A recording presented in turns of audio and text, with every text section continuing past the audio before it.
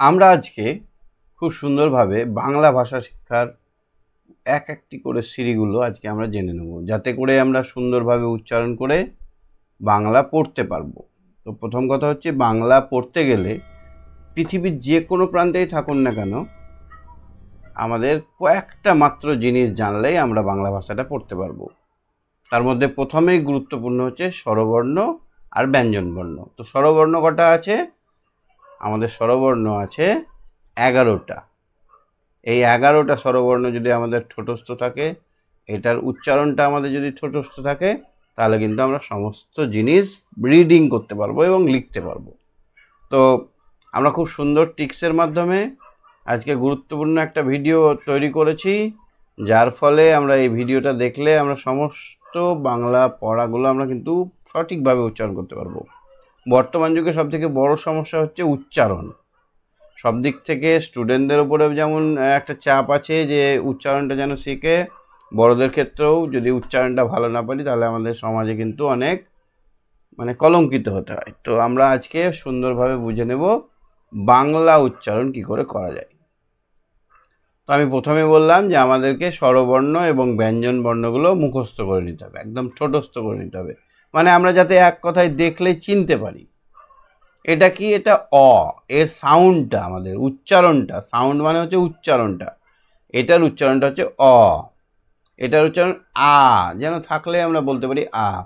এটা হর্ষই, এটা দীর্ঘই, একটু দীর্ঘ টান দিয়ে হর্ষু, এটা দীর্ঘু, এটা রি।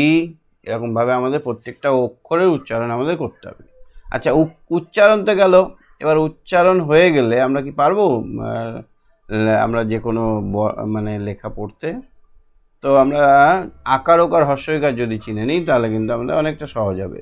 তো আমরা প্রথমে স্বরবর্ণ ব্যঞ্জনবর্ণ ধরে নিচ্ছি যে শিখে নিয়েছি, আকার ওকার হর্ষইকার আমরা শিখে নিয়ে আমরা কিভাবে উচ্চারণ করব। তো আমরা এই চিহ্নটা অ যদি যুক্ত থাকে তাহলে সেই স্বরবর্ণ, এই ব্যঞ্জনবর্ণটা কোনো হেরফের আমরা বুঝতে পারবো না, খালি চোখে আমরা কিছুই বুঝতে পারবো না, দেখে একই মনে হবে। অর্থাৎ এইটার মধ্যে কি কোনো স্বরবর্ণ যুক্ত আছে? হ্যাঁ, এর সঙ্গে একটা অ যুক্ত আছে। ঠিক আছে, তাহলে অ যুক্ত থাকলে, স্বরবর্ণ যুক্ত থাকলে সেটার উচ্চারণটা একই থাকে, সাউন্ডটা একই হয়, ক। কিন্তু আ সাউন্ডটা যদি যুক্ত থাকে, আ স্বরবর্ণটা যদি যুক্ত থাকে, আ এর চিহ্ন এরকম, তাহলে সেটা হয়ে গেল আ। তাহলে কয়ের সঙ্গে আ যোগ করে কা। তাহলে এবার এটা যদি হয় কয়ে আকার কয়ে আকার। এবার এই দুটো কয়ে আকার দিয়ে আমরা বাচ্চারা বা বড়রা উচ্চারণ করতে পারি না, কয়ে আকার। তাহলে কি হবে এটা আমরা বুঝতে পারি না। এর জন্য আমরা সুন্দর একটা সূত্র বা আমরা থিওরি মেনে চলবো, তাহলে কিন্তু আমরা পারবো। আমরা সূত্রটা আলোচনা করব, আগে বুঝে নিই। তেমনি এই যে হর্ষইর চিহ্নটা হচ্ছে এই রকম সামনের দিকে। এই চিহ্নটা যদি কোনো অক্ষরের সঙ্গে, কোনো বর্ণর সঙ্গে যুক্ত থাকে, যেমন ধরুন এবার এইটার সঙ্গে কয়ের সঙ্গে এরকম আছে, এটা হচ্ছে কি, ক আর হর্ষই, কি, কই হবে না কিন্তু, ক হর্ষই কি। দীর্ঘই যুক্ত হয়ে কি, দীর্ঘই একটু গভীরভাবে কি, হর্ষকু। তাহলে এই চিহ্নটাকে বলা হয় দীর্ঘইকার, এটা হচ্ছে হর্ষকার, আর নিচে থাকবে এই রকম থাকবে আটের মতো, এটা হচ্ছে দীর্ঘকার, আর এই রকম থাকবে রিকার। এইটা বর্তমানে ব্যবহৃত হয় না। একার এই রকম থাকবে, বর্ণের সঙ্গে এরকম যুক্ত থাকবে, ওকার এই রকম থাকবে। তো এই চিহ্নগুলো থাকলে যেন আমরা বুঝতে পারি ওই, এ ওই।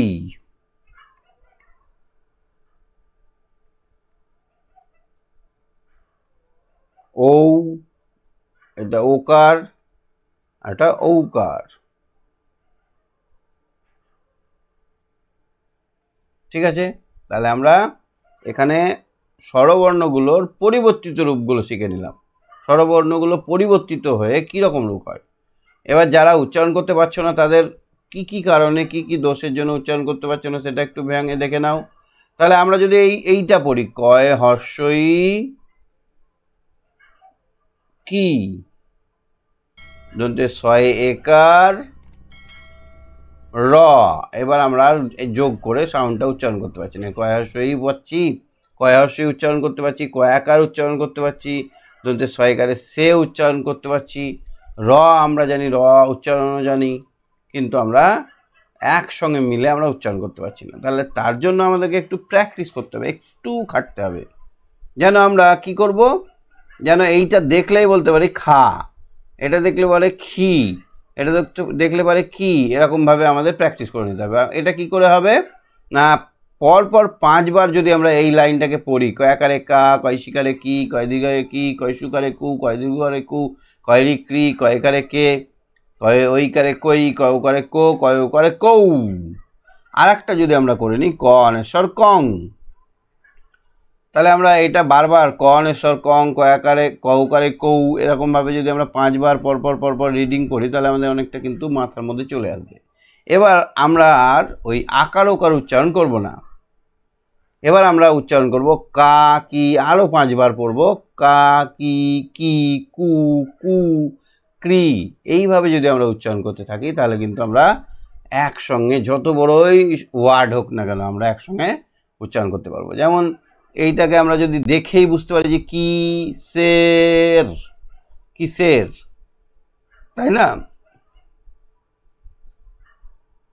এরকম যদি দেখতে পাই যে বয়াকার তয়াকার দন্তেশ্বর, তো আমরা উচ্চারণ করব মনের ভেতরে, ভেতরে উচ্চারণ করবো বয়াকার তয়াকার দন্তেশ্বর, কিন্তু অত কথা আমরা বাইরে বলবো না, মাথার মধ্যে আমরা উচ্চারণ করব, মনে মনে উচ্চারণ করব, কিন্তু বাইরে বলবো বয়াকার, বয়াকার তয়াকার দন্তেশ্বর, এটা বলবো না, বা তাস, বা তাস, তাহলে দেখবে সহজে কিন্তু উচ্চারণ করা যাবে, তাহলে দেখবেন খুব সহজে উচ্চারণ করা যাবে। তেমনি যদি আ,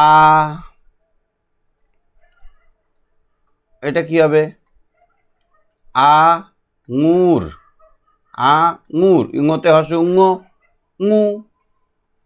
তেমনি এরকম আমরা যদি পড়ি যে এইটা,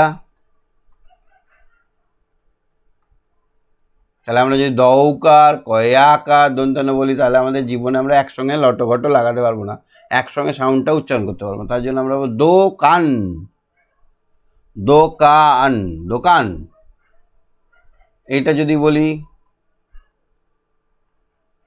বাতাসা, বাতাসা, হবে না? কি হবে না, হবে না? যা না লা, যা না লা, কিন্তু বর্গীয় জয়াকার আমরা পড়ছি, কিন্তু বর্গীয় জয়াকার ভেতর পড়ছি, বাইরে গিয়ে কিন্তু আমরা সেই উচ্চারণটা দিচ্ছি না, আমরা দিচ্ছি যা না লা। বোঝাতে পারছি? এটা কি লিখলাম, রেবতী, কত সুন্দর হয়ে গেল। সেই রকমভাবে যদি আমরা উচ্চারণ করতে থাকি, তাহলে কিন্তু আমরা বাংলার সমস্ত শব্দ আমরা কিন্তু পারবো, তাই না? পারবো না? তাহলে দু একটা উদাহরণ দেখা যাক, কি সহজ সহজ দুটো উদাহরণ দেখে নেই। এটা কি লিখলাম,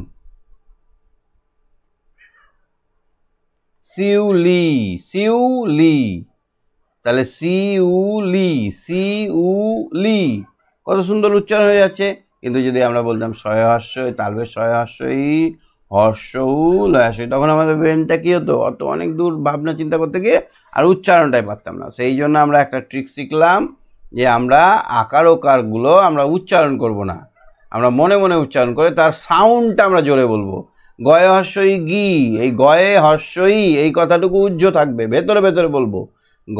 গি, গি কথাটা আমরা কমিউনিটিতে বা আমরা সমাজকে শোনাবো, আমরা গয়াশয় গি শোনাবো, ঠিক আছে?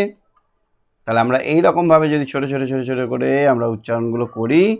এইটা কি লিখছি একটু বলো তো দেখি, বলুন তো। ময়হর্ষু দন্তের নয়হর্ষই, রয় আকার ম, মুনিরাম, মুনিরাম, ঠিক আছে? এইরকমভাবে আমরা উচ্চারণ করব। এটা কি লিখলাম, বয়াকার লয়াকার, তাহলে এটা বা, বয়াকার লয়াকার বললে আমরা অনেক দূরে চলে যাচ্ছি, সেই জন্য বা লা, কত সহজে একসঙ্গে উচ্চারণটাও করা যাচ্ছে, বড় বড় শব্দ আমরা চট করে একসঙ্গে উচ্চারণ করে দিচ্ছি। তো ট্রিক্সটা নিশ্চয়ই বোঝা গেছে যে আমরা যখন কমিউনিটিতে আমরা যখন কোনো কিছু উচ্চারণ করব তখন তার আকার ওকারের সাউন্ডটা উচ্চারণ করব না। মানে ধয়াকার ধয়াকার এরকম আমরা এটা উচ্চারণ করি কি ধয়াকার ধ আ কার, এই কথাটুকুটা বলবো না। আমরা ডাইরেক্ট বলবো ধা, ডাইরেক্ট বলবো কা, ডাইরেক্ট বলবো মা, ঠিক আছে, ডাইরেক্ট বলবো বে, ডাইরেক্ট বলবো বো, তাই না? ডাইরেক্ট বলবো ভূ, ডাইরেক্ট বলবো মি। তাহলে দেখো ভূমি দুটো সাউন্ড হচ্ছে, আমরা চটপট উচ্চারণ করতে পারছি। তো কেমন লাগলো ভিডিওটা? আশা করি ভালো লেগেছে। ভালো লাগলে একটা লাইক আমি চাইছি, আরও যেন আমি উৎসাহিত হয়ে আরও নতুন নতুন সব ট্রিক্সগুলো আনতে। সবাই খুব ভালো থেকো, মজা করে পড়াশোনা শিখে নাও। আজকের মতো এখানে বাই বাই।